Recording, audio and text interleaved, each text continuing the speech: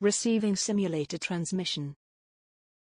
Uploading transmitted feed. Initializing playback sequence. Alright Seipher, we're ready. Hey everyone, Seipher here, and welcome back to Seipher Plays Kingdom Hearts. In the last episode, we returned to Traverse Town to discover that Geppetto and Pinocchio landed safely after escaping Monstro. The pair promised to aid us however they could, handing over a new Keyblade and gummy ship designs. We then went over to the Dalmatian house to drop off the puppies we recovered from Monstro's innards, sick as it is to say, before heading over to the Magician's study to inform Merlin with our progress in magic, who gladly handed over the Spellbinder Keyblade for us mastering all of the basic forms of spells.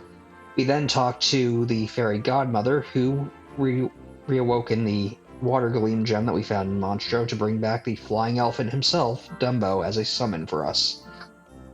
Finally, we finished things up by restoring not one, but 2 pages of the 100-Acre Wood, and completed a few mini-games here.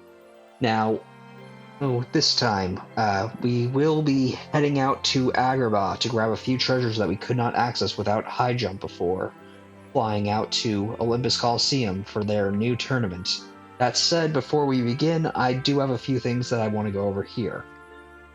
Now, while recording the last episode turned out fine, I forgot to save, so I had to end up redoing the events of that episode off screen. Doing so has caused a bit of a shakeup in my minigame in records. For Block Tigger, I did end up getting 182 points off screen because I was admittedly a bit rusty from not playing the minigame in a long time and not being used to Rush in that game. So off screen I did it again the first try, so I got over the score required to get at the reward later on. And then for Pooh's Swing, I did have to do a few new attempts, although pretty much the same as the last time. But I got over 40 yards with Pooh for the score for that game, so it should be good. And I also want to say that for the minigames, most of the minigames in the 100-Acre Wood, getting the required score for those minigames will result in you getting a unique cutscene that will play at the end, rather than the 2 cutscenes that I showed in my playthrough that were basically if you didn't get the score. For Pooh's Honey Hunt, he'll be eating honey from the top hole of the honey tree, and for Block Tigger, he'll be flabbergasted that you managed to keep pace with him and wonder if something is wrong with his tail. Now then, before we actually leave, there is a little stopover I want to do here at Pooh's house. I think that this is only available after completing the swing for the first time. So if we actually talk to Pooh, I think I spent too much time on the swing. Well, easy way to help you.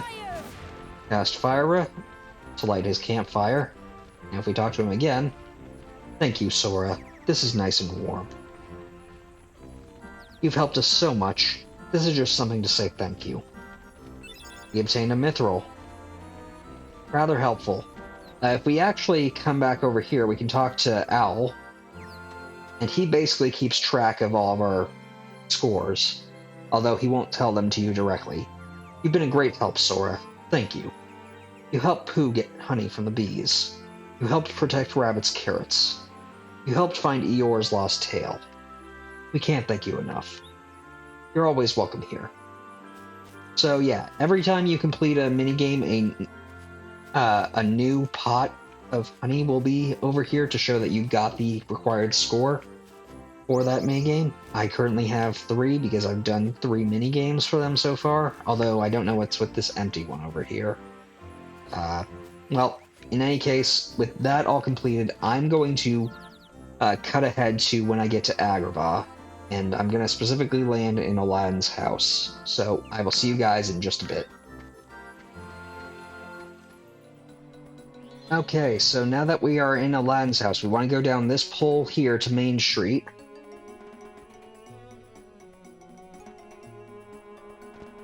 And we're going to want to jump across the canopy to the yellow canopy here, and actually jump up here for a chest. For another mithril. And if we go through the palace gates...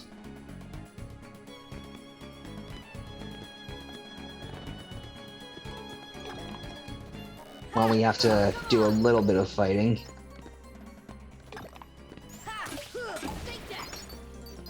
But up here is another chest that we couldn't reach without high jump before, getting an arrow gadget.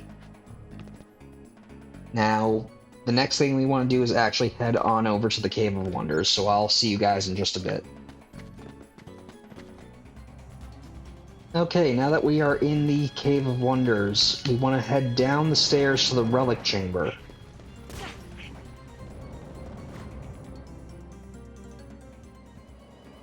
And now that we are in the Relic Chamber, we're going to actually swim up the waterfall nearby to the Dark Chamber.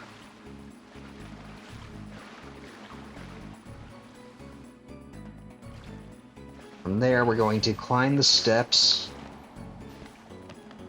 and high jump across the ledge, across the water. At least that was the goal.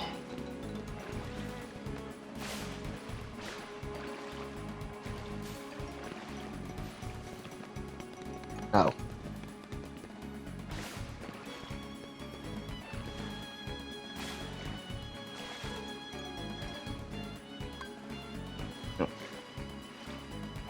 Please tell me that I'm not misremembering this. Oh wait, we're in the Dark Chamber, so we actually have to head past the save point and swim up the waterfall to the Silent Chamber. My bad.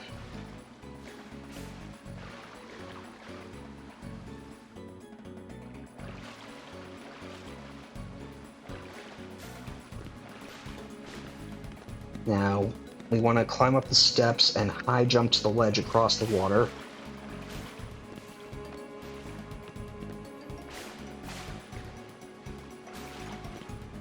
Take a few tries, what with Goofy and Donald being in our way.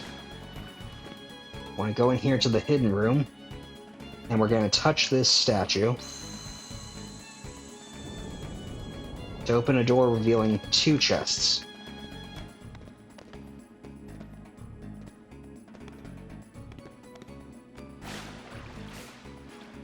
At least I'm pretty sure. Yeah, right here. So, let's open. Getting a Thundera G. And a Meteor G. Alright, with that done, we can actually head on out, so I will see you guys at Olympus Coliseum. Okay, so, from talking to Phil, we can enter the Pegasus Cup, the second of the 4 tournaments that we will be finding in this world. Unlike the Phil Cup, which was fairly easy and straightforward, this will be a bit more tricky. Still the same 9 seeds to fight, but the opponents have gotten tougher. So, let's go.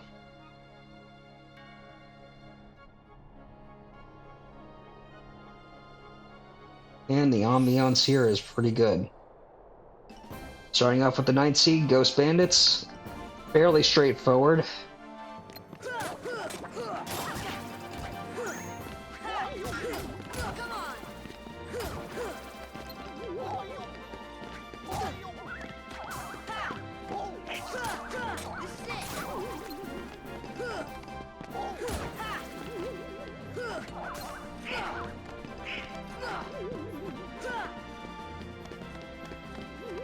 Yeah, the search ghosts are really annoying. Oh yeah.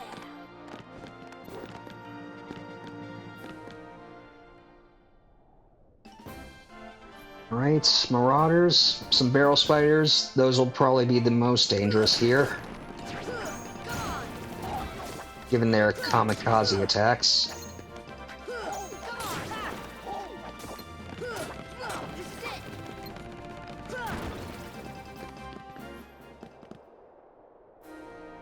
Oh yeah.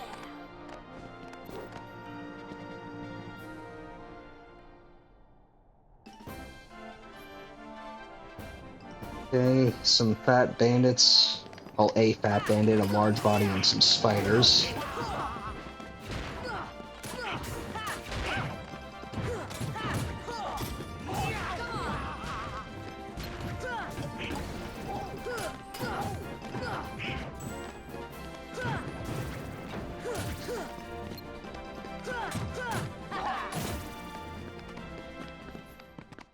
Not too bad.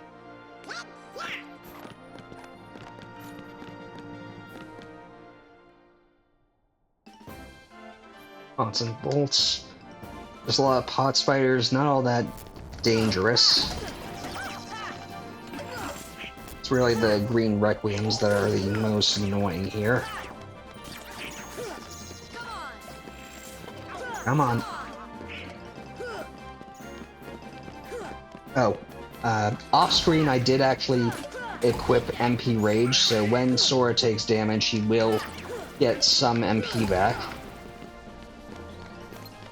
So that's at least good. I definitely recommend it for this tournament. And I think I actually...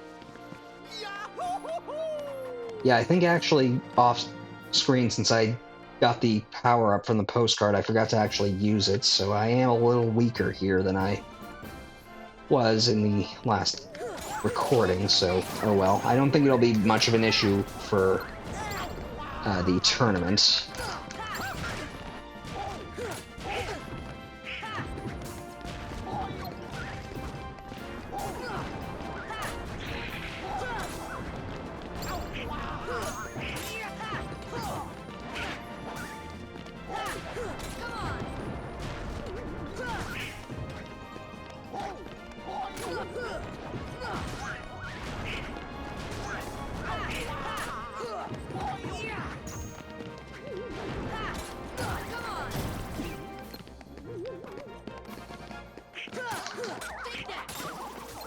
Hey, come on, search ghosts.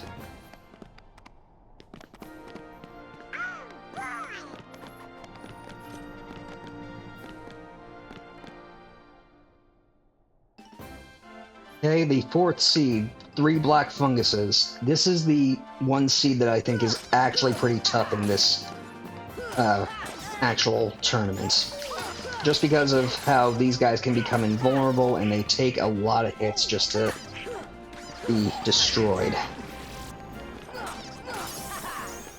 Ooh, Donald leveled up and got some more items and learned Second Wind. That'll be pretty helpful.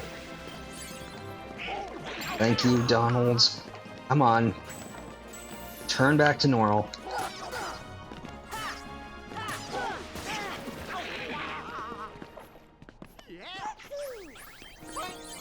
Nothing to it.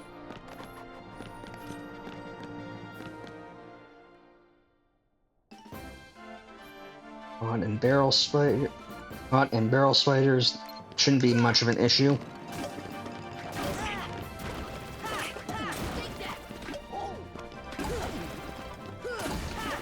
I did also notice that barrel spiders give less experience if they kamikaze.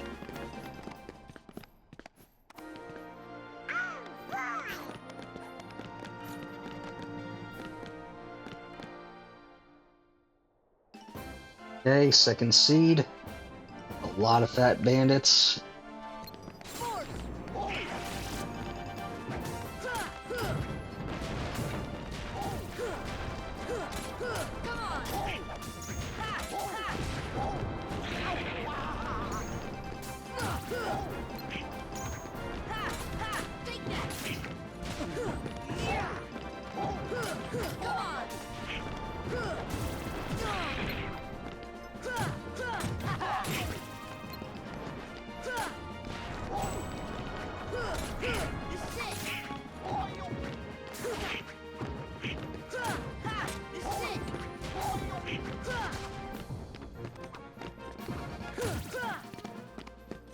Heal.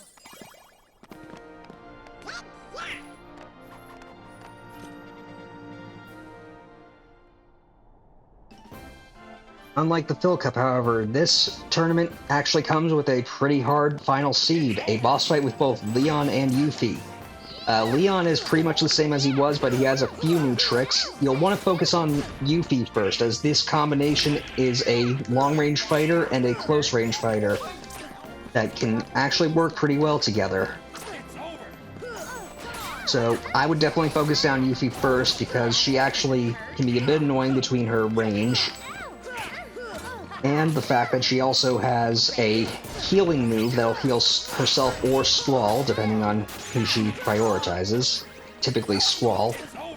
She mainly throws shurikens at you, but she also has that one giant shuriken which can go through party members to get to you.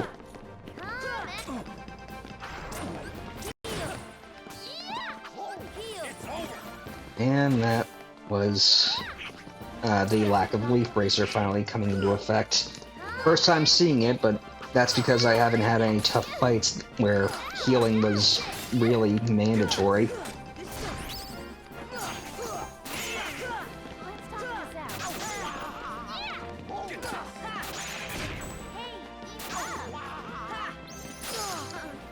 Yep, she healed herself. Gotta take her out soon if we're gonna have any hope of finishing this.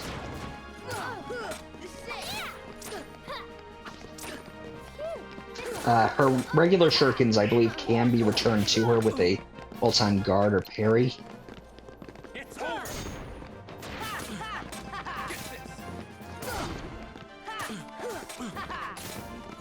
After she goes down, Leon is pretty much the same as he was in Traverse Town, but a bit stronger, more HP. Eventually, though, he will have a new technique that'll make... Yep, he's activating it now.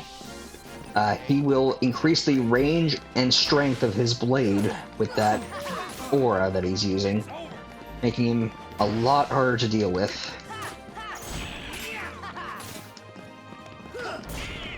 However, with Donald and Goofy, we should be fine, so long as things are okay.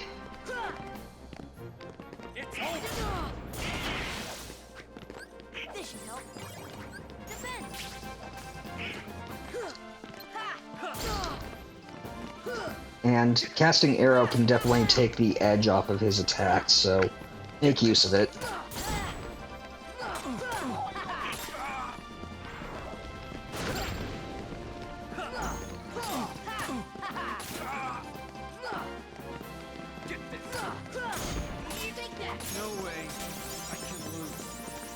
Alright, and Sora gains some extra strength.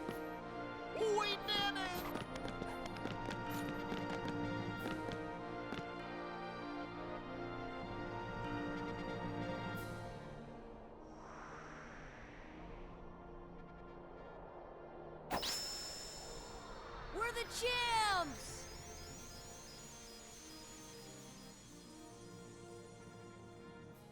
Sora learns Strike Raid, one of my favorite abilities. Much like Sonic Oh, is strength the most important part of a hero? Well, what you really need is a strong heart. What makes a strong heart? If you have to ask, you're not a hero yet. Stop talking in riddles. It's not a riddle.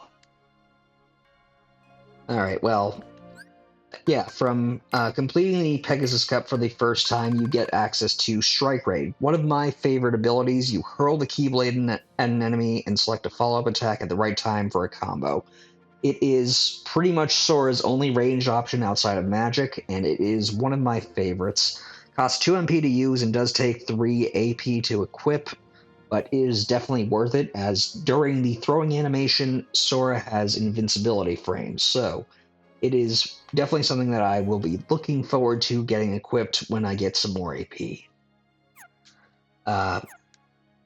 From completing the Pegasus Cup with all of us, we have unlocked the ability to play it again, only this time with just Sora. Doing so is a bit trickier, particularly with the Leon and Yuffie fight, as having Donald and Goofy around makes that fight a lot easier, but it is manageable. Winning solo will net you a mithril, or an orichalcum if you're playing the final mix version, and unlock the time trial for the Pegasus Cup, which, similar to the Phil Cup, is just completing the 9 seeds in 3 minutes. This, however, is notoriously difficult purely because of Seed 4, Toadstool, as the 3 black fungi can eat up a lot of your time by becoming invulnerable. For this reason, I'd recommend practicing with the Wishing Star Keyblade, as it grants guaranteed crits that can make short work of them, since finishing them off with crits will make it a lot easier. That said, I'd also recommend putting Donald's AI to use offensive magic more often so that he can make shorter work of enemies and thus be able to easily take care of things. Also, filling up his and Goofy's item slots with ethers would be a good call. That said, if you do not, you would also want to be around level 30 to 35 for this to be viable. Well, if you are lower leveled, it's probably not going to happen, in which case I would recommend waiting until you get a bit stronger or get a even more powerful Keyblade than what we've got right now. For winning the time trial, you will get a defense up in the original version or a dark matter in the final mix version. All in all, pretty good. With that all finished up, we have completed our side quests. Next time, we'll be flying out from Agrabah to hopefully reach the world we were trying to reach before Monstro so rudely interrupted us. Before that, though, I will be handling the time trial and solo run off screen, since I don't think that you guys really care about seeing it, since it's just the same thing again, just with Sora alone and under a time limit. In any case, I want to thank you all for watching. Until next time, stay gold. Playback sequence terminated. Transmission disconnected.